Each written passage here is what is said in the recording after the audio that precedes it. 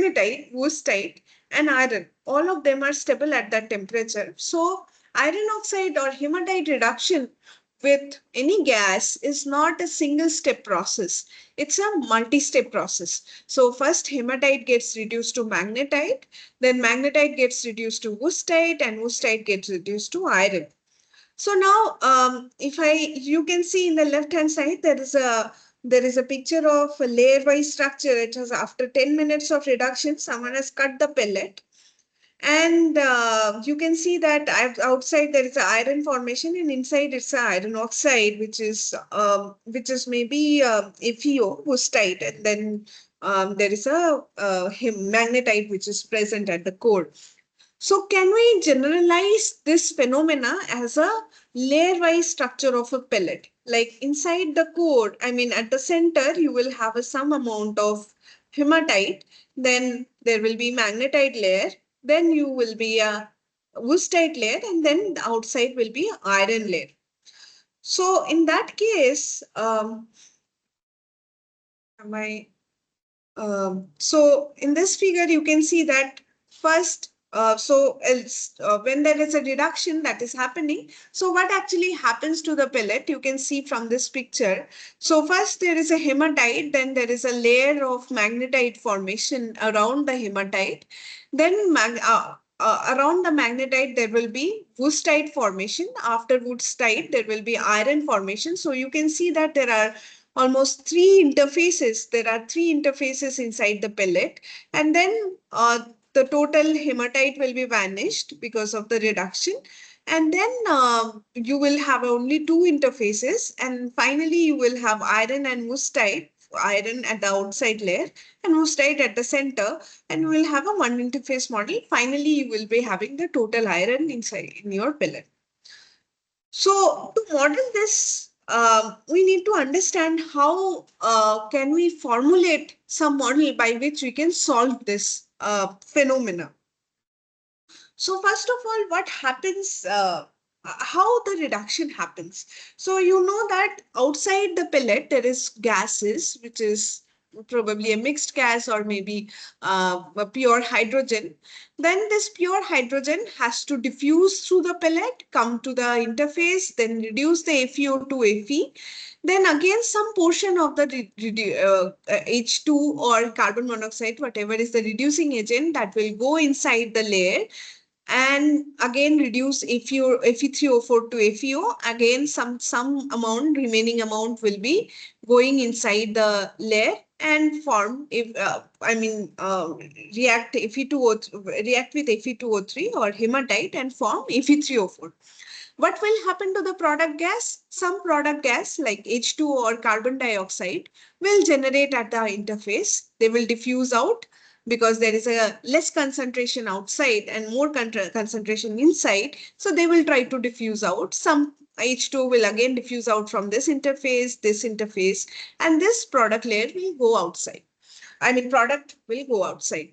So when we write the reaction rates, that is what we are looking for, how to find out what is the reaction rate. You see that reversible reaction rates, so all of them are reversible reactions. So all of them, their reversible reaction rates can be written in terms of what is the gas concentration of reactant gas concentration of the, let's say I want to find out what is the reaction rate of FeO to Fe. Then I will try to find out what is the reaction rate equation. So you see that reaction rate equations are nothing but your surface area into the reaction constant into the, if we consider this to be a first order reaction, so that will be into the CH2 reactant gas concentration at that place at the interface, and what is the reaction gas product gas concentration at the interface by the equilibrium constant. So equilibrium constant value is known to you from the thermodynamic data. This is also available from the literature, but you don't know what is the interface concentration of the gas. You only know what is the gas concentration outside or at the bulk. So this equation cannot be solved until and unless we formulate some other way so that this gas concentration, like interface gas concentration, this here 1, 2, 3 are the interface gas concentrations. You try to find out in terms of what is the bulk concentration, bulk gas concentration. If you can do that, then you can solve this reaction rates. So before we go into the developing the multi-interface shrinking core model, we first know that what is a single particle, what happens to the single particle. So when we go for this reduction reaction kinetics, we know that there are two types of model which is available. One assumes that all the reaction happens at the interface. Another assumes that all the reaction, that gas diffuse inside and reaction happens at the volume. It is not, there is no sharp interface that is available, but reaction happens all over the pellet, and then there is a product formation. So this kind of models are much more complex, which we know as grain model. We will go for shrinking core model and try to develop some equations which are closed form equations, and this reaction rate we will try to incorporate in shaft reactor model. So we need a closed form solution of this model so that we can easily incorporate it into the reactor scale models. So these are, I know there are MTech and PhD students who are there in the audience. They probably know what is the shrinking core model. Shall I go through it, or people don't know it? Please let me know. I mean, shall I go through the shrinking core model, or shall I skip this? You can go quickly. Yeah, okay. Okay, so shrinking core model means you see that that there is a sharp interface. This is a reactant like your hematite, and let's say there is a one-step reaction like hematite directly goes to becomes iron. Then there is a iron layer formation at the surface, and there is a interface that is there all the reactions are happening. So if you find out what is the concentration of the solid species or concentration of reactant at the inside this interface, you will find it is always 100%, and outside the interface the reactant concentration is 0. It is all product, this is all reactant. So um, you know that this kind of reactions, like let's say there is a solid and then there is a gas which is reacting with the solid, and the formation of solid which is adherent to the mother particle, and then there is a gas formation like this, like Fe2O3 is becoming reduced to iron, and this is Fe2O3 or iron hematite is reduced by carbon monoxide gas and forming carbon dioxide gas. It's just an example. So how do we understand or how do we model this kind of situation? So you know that, so I told you that you see that there is a pellet. When there is a pellet and then there is a gas which is going outside of this pellet, there is a gas boundary layer formation which is kind of stagnant with respect to the pellet. And due to that gas boundary film, there is a concentration gradient. There is a difference of concentration of reactant at the pellet surface and the bulk. Because of that, there is a diffusion of gas. So you see that there is a difference of concentration of the product reactant gas at the pellet surface, and there is a bulk surface. I mean bulk, there is a difference of the concentration. You can see that from these two differences. This is the bulk concentration, and this is the surface of the pellet, concentration of the reactant at the pellet surface. Um, Now, as there is less concentration inside the pellet, I mean, less concentration of the reactant inside the pellet, so you can see that gas will diffuse inside the pellet through the product layer, which is known as pore layer diffusion or product layer diffusion, and you see that there is a concentration gradient here, and then we assume that there is no diffusion happens inside the interface, so um, concentration of the gas inside the interface is 0, and all the gas that gets diffused at the surface that gets consumed by the concentration, I mean chemical reaction. So you see that from the At the surface, the concentration suddenly decreases to zero because of the consumption of the reactant gas at the interface. So now for the first, the basic shrinking core model formulation does not require any reversible reaction. So what is the modification?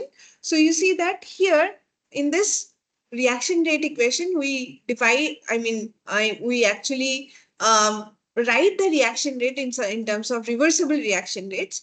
If we don't say it is an if we say that if it is an irreversible reaction rates, then this part vanishes. You have only the reaction rate constant, what is the area of the interface, and what is the concentration of the reactant at the interface. You don't want or you don't require the information about what is the product gas concentration at the interface. So so you see that if I want to write that, so here it is written that reaction rate is the area of the interface, reaction constant, and the reactant concentration at this place. So what is that concentration? How do I know that if I give you the value of the bulk concentration, can you find out what is the concentration at the interface? So to do that, there is a simplification. So I told you that there are three different ways. There are different steps by which reactions happens. So first is the gas boundary layer um, diffusion. So gas has to diffuse from the bulk through the gas boundary layer to the pellet surface. Then gas has to move towards the interface through the porous layer, through the porous layer of the product. And then there is a consumption. So if any of them are very slow, then reaction rates are dependent on that rate only. So in that case, if I say that gas boundary layer diffusion is very slow, or it is gas boundary layer diffusion, then we have a concentration gradient at here only. The moment here the gas reaches here, the process is so fast that there is a consumption. We cannot see any concentration at the porous layer. So you can see that concentration gradients are like this. Probably you know that concentration gradient profiles. So if we go one by one, that gas boundary layer diffusion control, if this is gas boundary reaction control, gas boundary diffusion control, then what is the reaction rate? So I can say that, okay, whatever is the consumption, if I approach to the steady state, then I will say that whatever is the consumption, that is through the diffusion, what is the rate of consumption of the reactant? That is the diffusion of or diffusion flux into or diffusion rate of the reactant inside through the gas boundary layer. So if I write what is the consumption rate, that is nothing but my diffusion flux into the area. So that I can write like this. So if your reaction is really gas boundary layer diffusion control, then you can answer your reaction rate by writing this, then it's a mass transfer coefficient into your area, surface area of the pellet into the bulk gas concentration. You need not to know what is your interface gas concentration. That comes from the mass balance. Similarly, if you go for the diffusion layer, porous layer control, you see that you can actually write that like rate of consumption is the diffusion flux into area, and you from the Fick's first law, you can find out what is the diffusion flux, and that you can actually write in terms of your diffusion flux, you can write in terms of like this, it comes like this. So for chemical reaction also, you can write your mass balance you can write, and your consumption is nothing but your interface area of the between the product and the reactant into the bulk concentration. You see that bulk concentration is the concentration of the interface into the reaction constant. So this is pretty simple. Now, if you have a mixed controlled, means nothing, not a single step is very, all the steps are having the same rate of resistance or same amount of resistance, then you will see that there is a concentration gradient in every place, like here and then in the diffusion in the pore layer as well as at the surface. So in that case, what we do is we generally write all these reactions like whatever I have shown in the last slides. You can write that consumption in dot B into is a function of the difference of the the difference of the concentration by into the this resistances. So we generally take this part as the we generally take the electrical analogy, and we say that okay, this is my current, this is the voltage, and this is the resistance. So we add all this. These are all in serial. It's a series in process in series. So we add that, and we find that if we write these equations, if we add these three equations, we find that what is a reaction rate if we have a single I mean single interface shrinking core model. So now you know that our product gas, which is H2O. So here we assume that the product layer is not giving any resistance, or product gas is not giving any resistance. So in that case, that whether this assumption is correct or not, we need to see. We see that our H2O is a bigger molecule, so its diffusion is much slower than hydrogen. So assuming that product gas does not give any resistance may not be true. So in that case, we need to go for that five resistances instead of three resistance.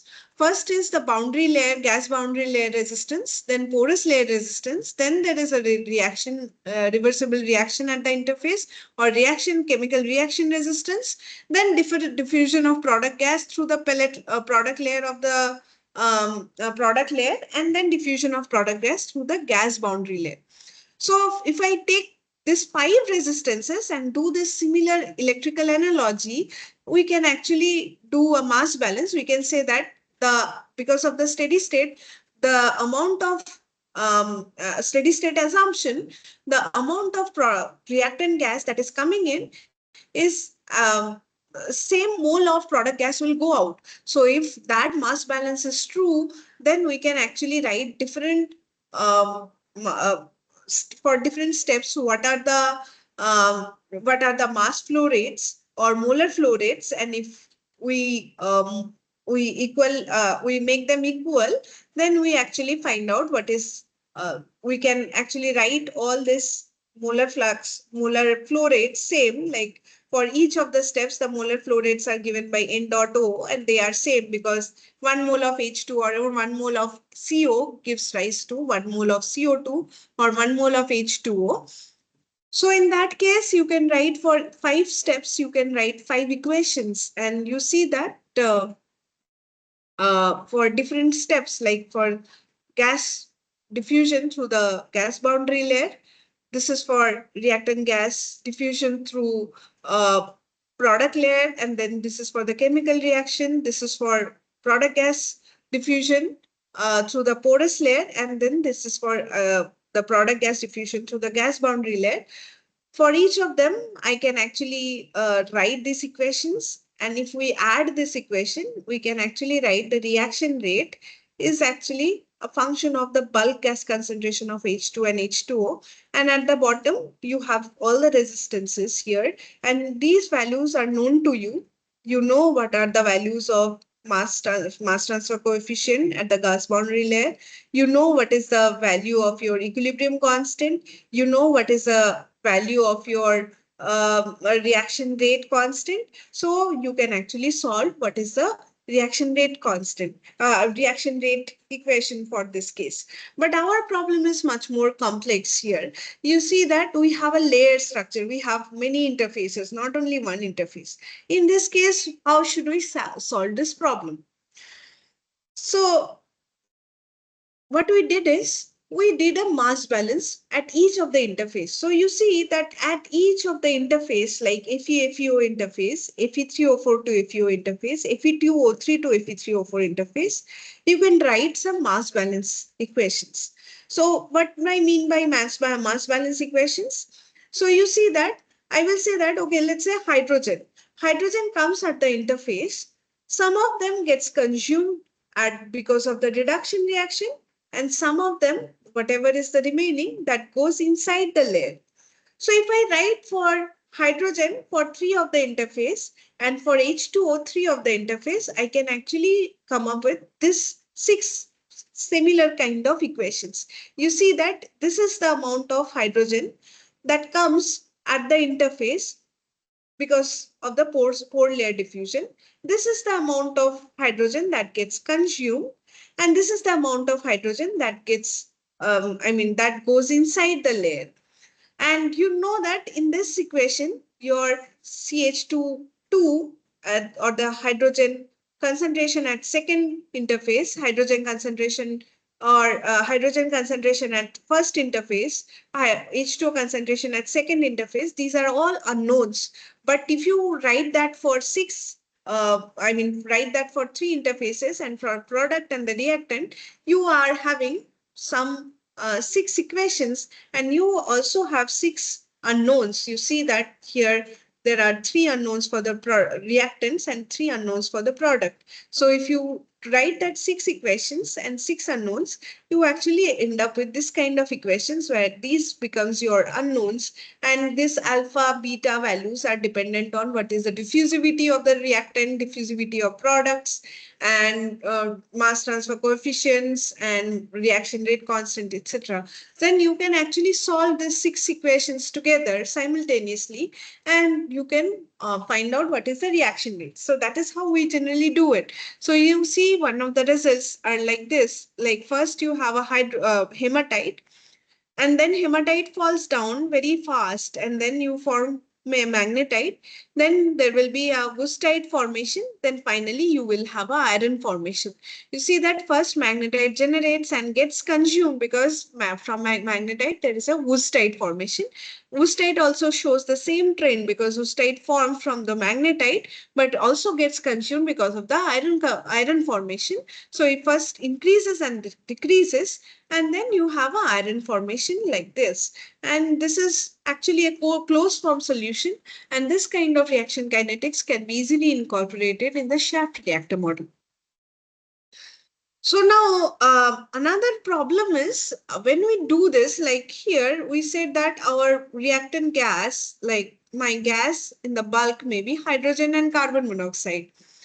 So when I have both of these gases, how the reduction happens? So generally, if you go to the literature, people say that, okay, you have a complex gas compositions like H2 and CO, but you assume that they additively react. Like first H2 will react, form some iron, FeO2 iron, and then carbon monoxide will react, again form some FeO2 iron.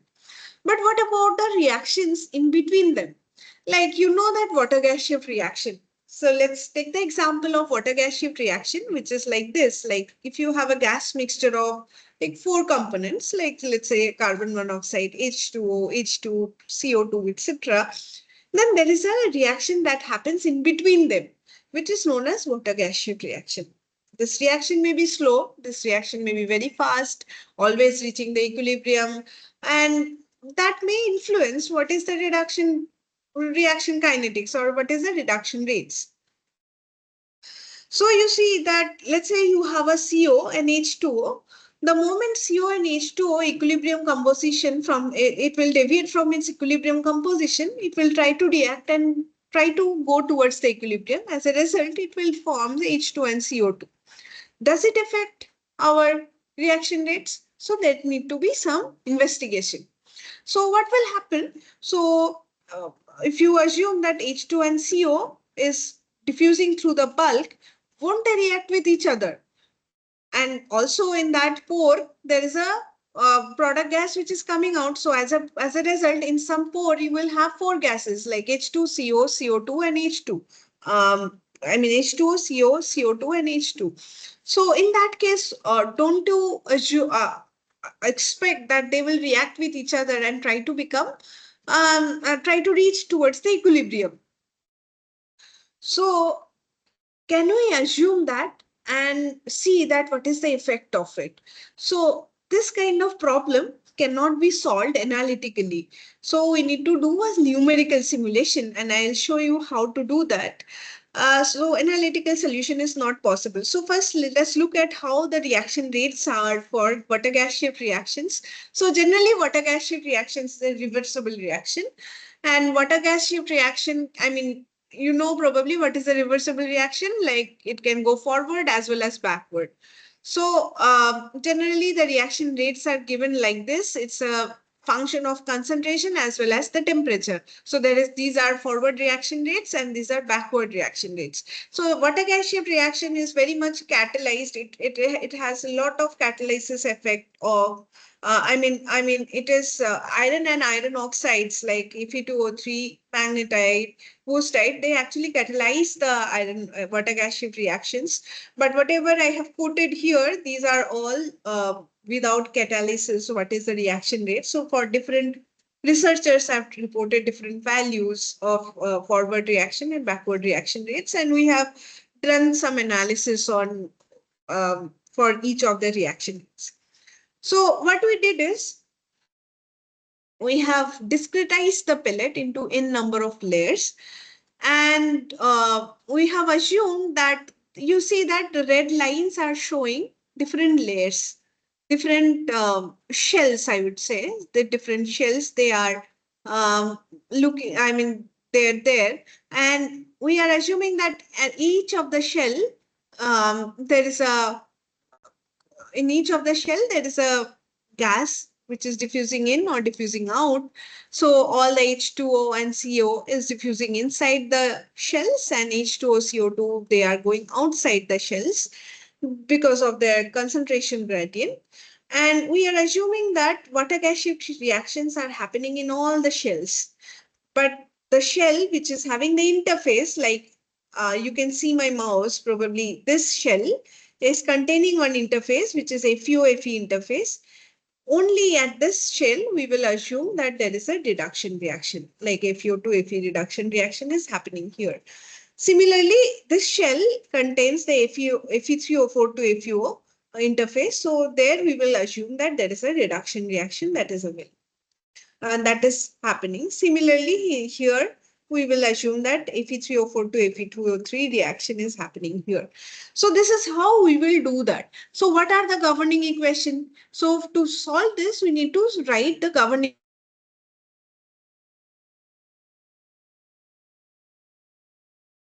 So this governing equation is nothing but my mass balance equation.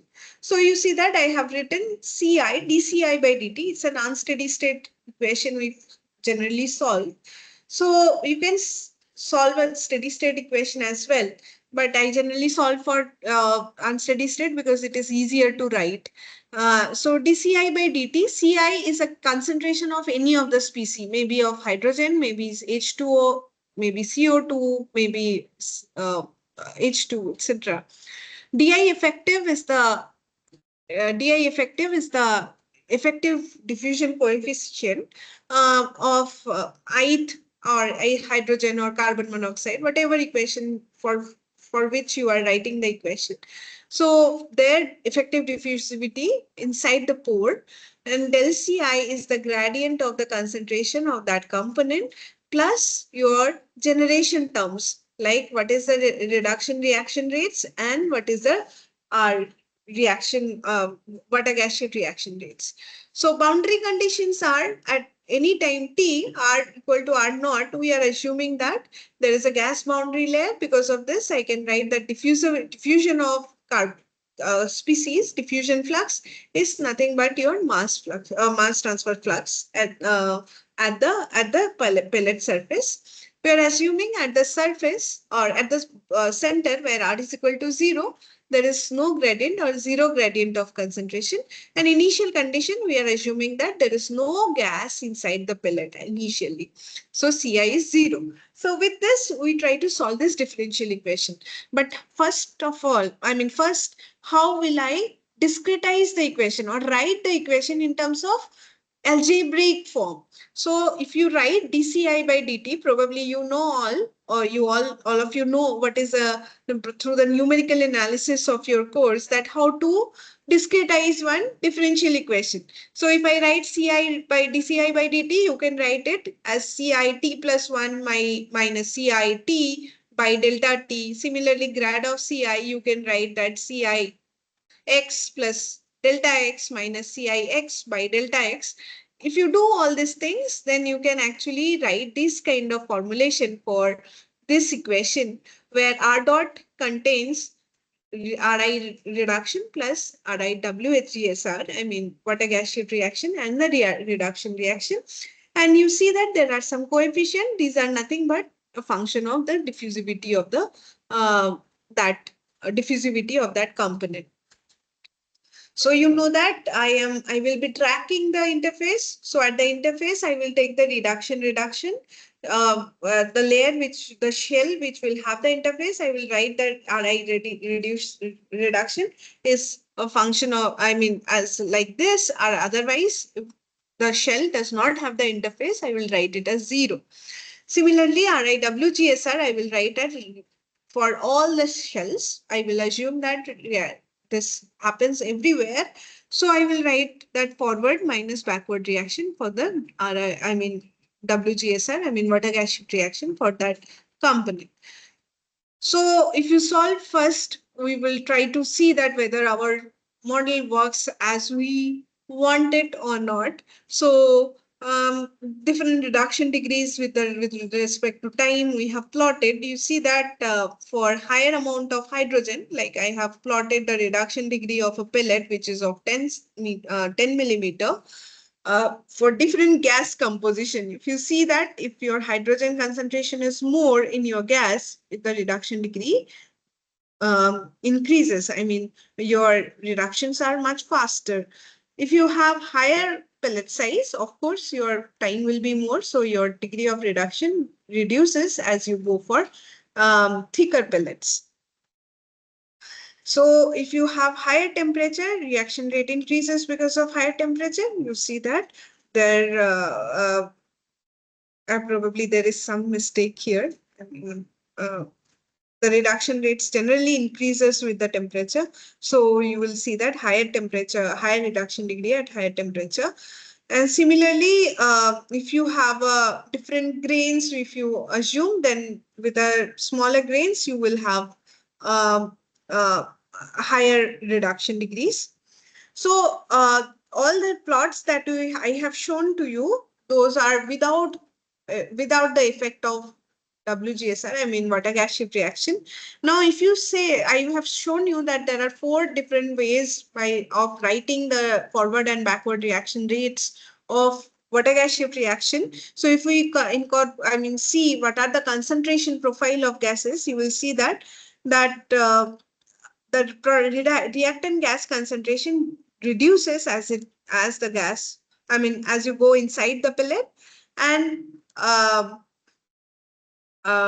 the product gas concentration decreases as you go outside the pellet. And this is CO2. We generally consider CO2 very small, and diffusivity is also very small. So its concentration actually decreases, but you cannot see that properly because of the scaling of the plot. So if you see that for the first reaction rate that I have shown in the table, you see that there is not a negligible difference in the concentration profile of gases with WGSR, I mean water gas shift reaction, and without water gas shift reaction. But the second author has reported some other reaction rates, and you see that there is a considerable difference of concentration profile. Similarly, you see for third reaction rates and fourth reaction rates.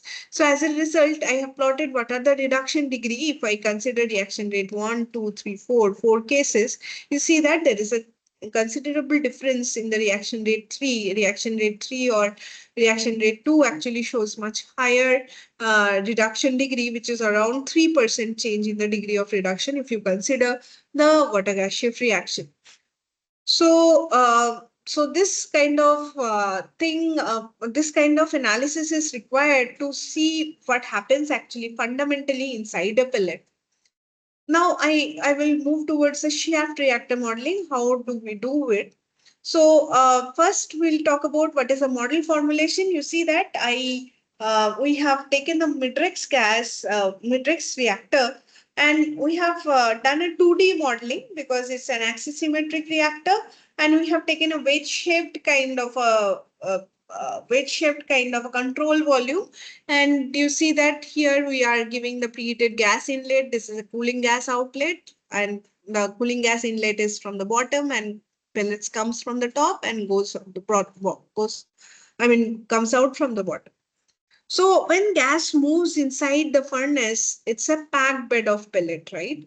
So you know that it is very much complex because you need to solve many things. First is the solid is moving towards the bottom, gas is moving towards the top, and then there is a cross flow section because you will be seeing that there is a gas which is coming, and circulating, this kind of a circulating and going out from the cooling gas outlet.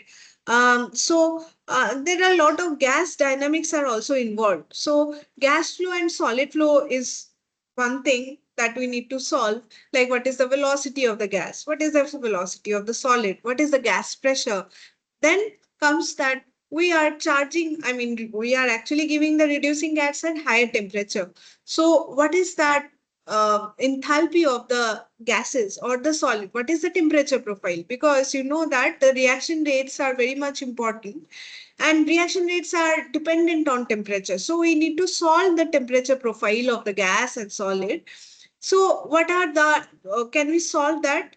So that will be solved. And then we have to solve the solid species, gas species. What are the Fe2O3 profile? Where Fe2O3 is zero, where Fe2O3 is highest, or where iron is highest, where iron is negligible. All these are solved through solid species and gas species equations. And then we will solve the reactions as well. So this is a complex formulation of a shaft reactor. So first come to the flow model. We are taking the gas and solid flow. So gas flow is solved through Argand's equation.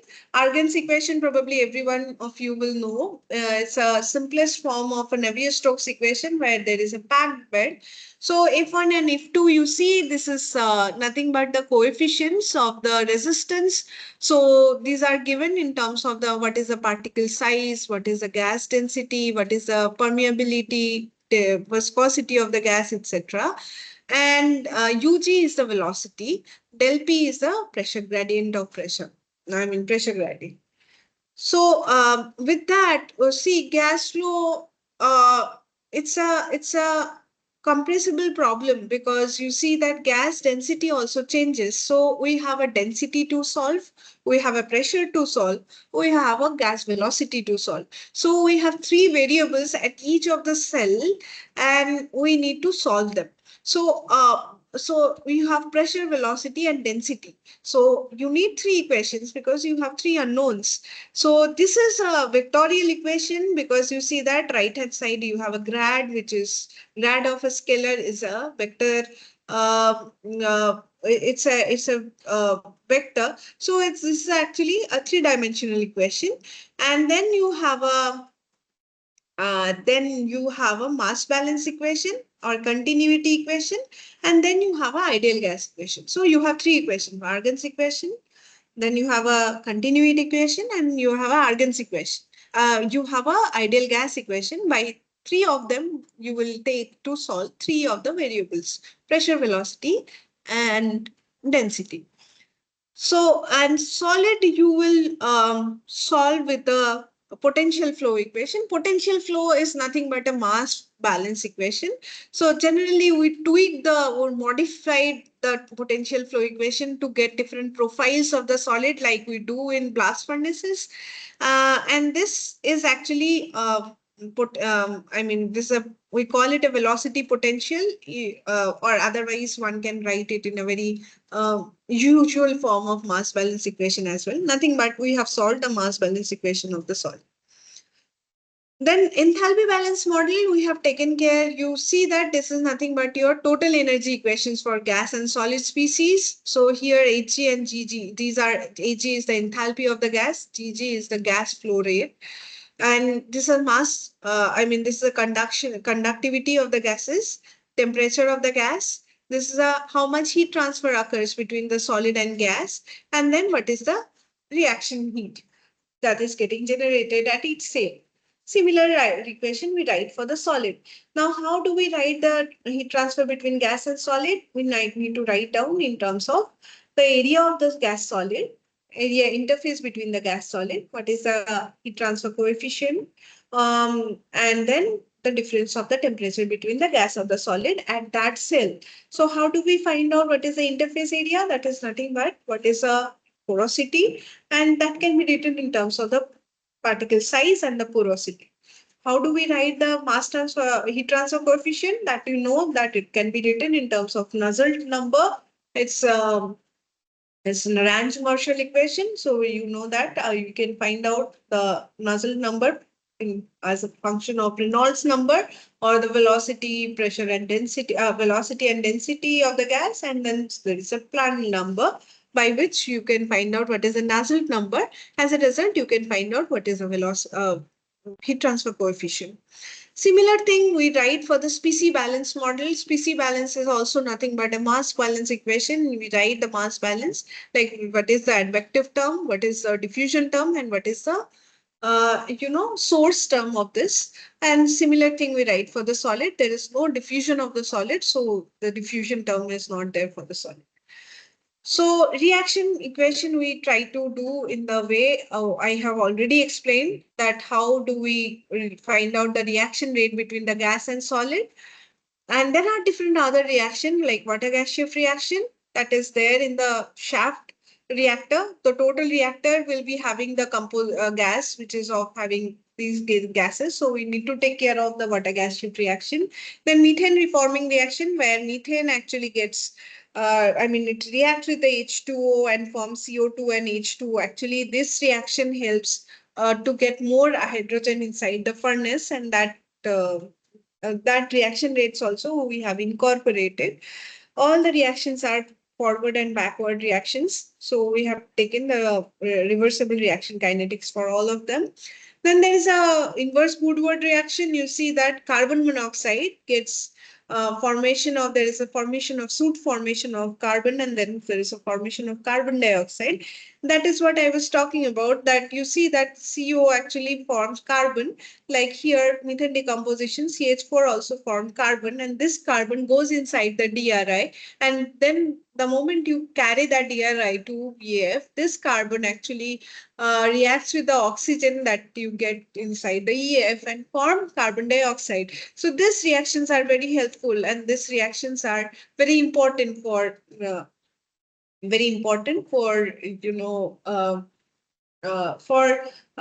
for energy saving of the DRI. This DRI-EF route. So this is a furnace simulator that we have generated with that we have done in on OpenFOAM toolkit. And this is OpenFOAM we have taken because it's a easy implementation. You need not to write many equations, and there are a lot of ways by which we can write our own solvers, and then parallel processing is also possible. And we will show some initial trends. This is a snippet of a code. Here you can see that it's a temperature equation, like Laplacian equation is it's a standard scalar transport equation is actually solved here in the left hand side. So you can see that there is a advective term, there is a diffusion term, and then there is a temporal term, and then a few options will give you what is the source term. So we can write for our case, we can write all this code by ourselves and we can generate our own model, our own solver. So this is our process condition. Like you have a process cooling gas inlet, you have a cooling gas outlet. You see that cooling gas is mostly 76% of CH4. It's mostly methane. Here in the preheating gas condition, we give to 1230 Kelvin. And then you have a a hydrogen 50% almost, and CO 32%. And then solid inlet is there, and that this is also a top gas exit. So this is what You see that how the pressure varies, like pressure is higher at the bottom and pressure goes down. And similarly, what is the gas velocity? Gas goes out from the cooling outlet, gas goes inside from the inlet, and mostly gas goes out from the from the top outlet. This is a gas temp and solid temperature variation. You see that higher temperature, there is a high temperature zone here, and gas then cools down at the bottom because there is a endothermic reaction that happens because of CH4 cracking or CH4 decomposition, methane decomposition. So there is a, and then there are different reactions that happen because of this. You can see actually a very good temperature profile inside the furnace. And then these are different how Fe2O3 behaves. Like Fe2O3 comes to the inside the furnace and it actually becomes Fe3O4 in a moment. And then you have a Fe3O4 magnetite. It takes around 2 to 3 meters to get converted totally to FeO, gustite. And then FeO takes a lot of time to form iron. And then you finally have iron inside the furnace, and finally iron comes out from the bottom. Similarly, different gas species, you see that CO mole fractions here and then CO2 mole fractions, hydrogen mole fractions, like how the hydrogen uh, concentration varies and H2O concentration varies. CH4, you see that how the total is CH4 here, but as there is a H2O formation here because of the reduction reaction, CH4 reacts with the H2O and forms CO and H2. So there is no methane left, and mostly methane is at the bottom.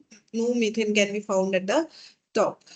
And you see that carbon, how the carbon actually gets dissolved inside the DRI. You see that carbon gets dissolved inside the DRI, and the mole fraction can be almost around 0.028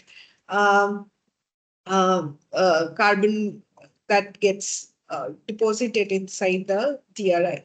So these are different exit gas analysis or top gas parameters. You see that plant data, this is taken from literature.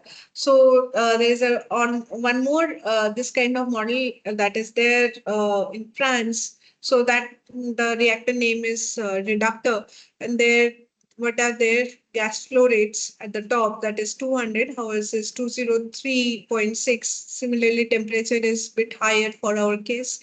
And this composition of the hydrogen, carbon monoxide, H2, etc., that you can see is almost equal to the reductor data that they have given. So solid analysis also, our case, our metallization is 94.9%, whereas their metallization is 93.9%. So we have done some simulation to see what happens if we increase the hydrogen in the preheating, reducing gas. So here we have made our reducing gas 78% or 79%. And we see that if we have a CO-rich reducing gas, you see that there is a hot gas, there is a temperature, high temperature zone that exists, but that gets vanished when we put 100% hydrogen inside the, or 80% hydrogen inside the furnace. Similarly, you see that gas and temperatures, as for similarly for solid temperature also, there is very less temperature. It cannot reach beyond 850 Kelvin. So that actually very badly affects the reduction rate. So as a result, you will see that the for CO-rich reducing gas, if we have, then hematite gets reduced. Hematite gets reduced anyway. But if we have CO-rich reducing gas, it cannot reduce the Fe3O4. It reduces Fe3O4, but Fe3O4 cannot be reduced by H2 reducing gas until and unless we increase the temperature inside the furnace. Similar thing, you can see that FeO gets converted to Fe very closely here. But here, if the Fe formation is very small. You see that there is no Fe at the center because there is temperature of this place is very small. So we do not have too much Fe in this place. As a result, we have only 76% of metallization if you have a H2 reducing gas. So important takeaways is that uh, this framework that we have generated, it's only for the Midrex and HYL, but this framework helped us to understand that what are the different parameters we need to change so that we also get, like here we have shown that if we increase the hydrogen amount, we cannot go beyond 76%. So what are the different parameters I need to increase or we need to change so that the reaction, so that we also have a 95% or 98% of metallization in the furnace. And this kind of shift, like from the conventional BF-BOF process route to DRI to EF, DRI-EF process route or HDRI process require a lot of modeling and experimental, crucial experiments that need to be carried out before we go forward for this green steel making processes. So with this, I will end my presentation. If you have any questions, you please let me know.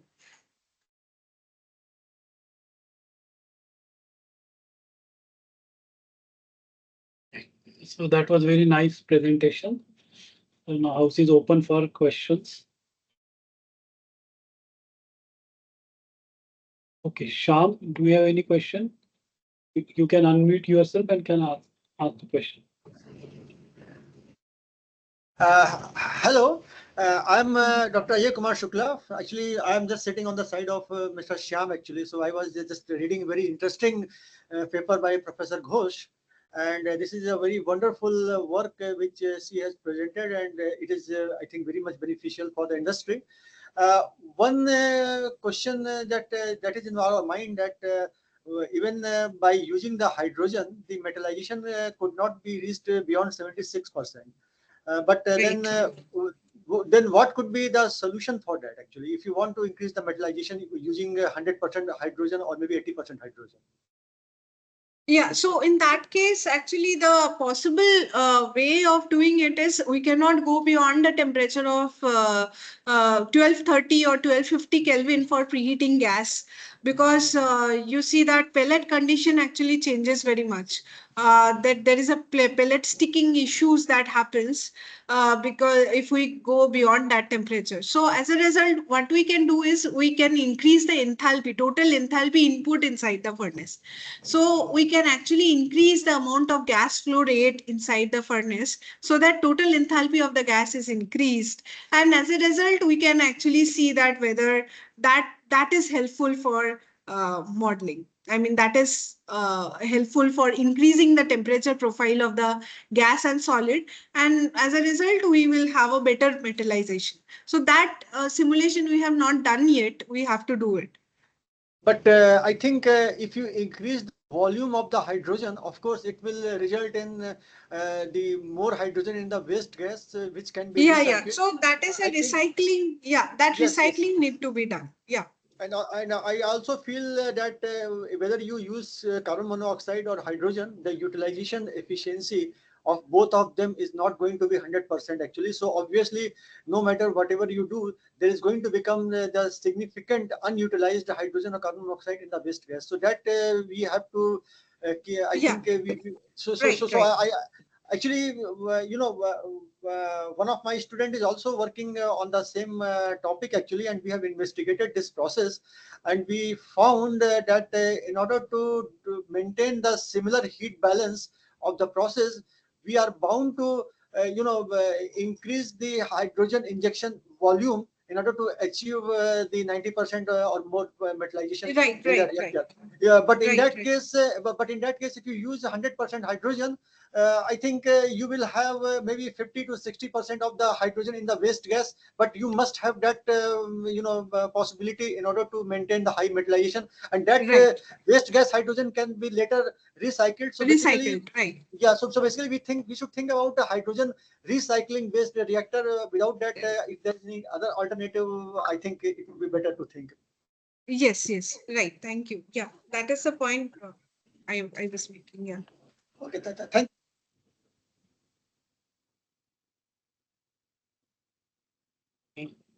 Any more question? Any other question? Okay, I have a general question. In this model, say when hematite reduced to magnetite, the crystal structure. Hello. Yes.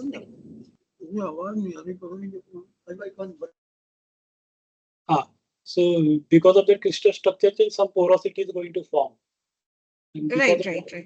Because of that porosity, the reaction rate actually increases. It's much faster than the actual rate. Yes, So, yes. so then how much error will No, happen? actually, see, these all the differences are taken care by the reaction rate constants. So, whatever question is you are asking, that is a fundamental level of question. Like, what is the reaction rate? Let's say you have a one single crystal of hematite, and then you are forming a magnetite from it, and then you are saying that there is a change of porosity.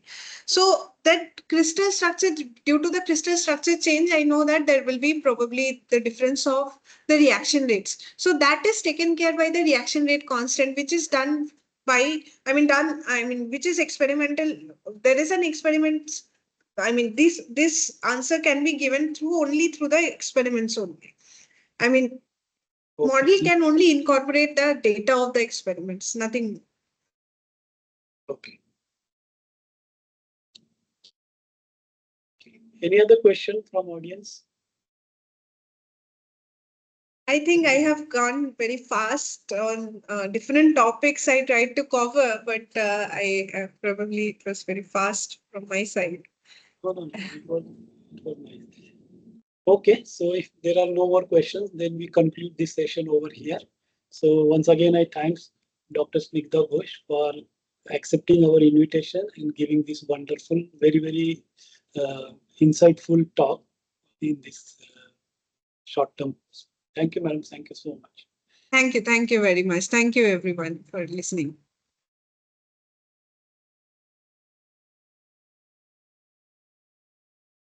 Okay, so we conclude the session.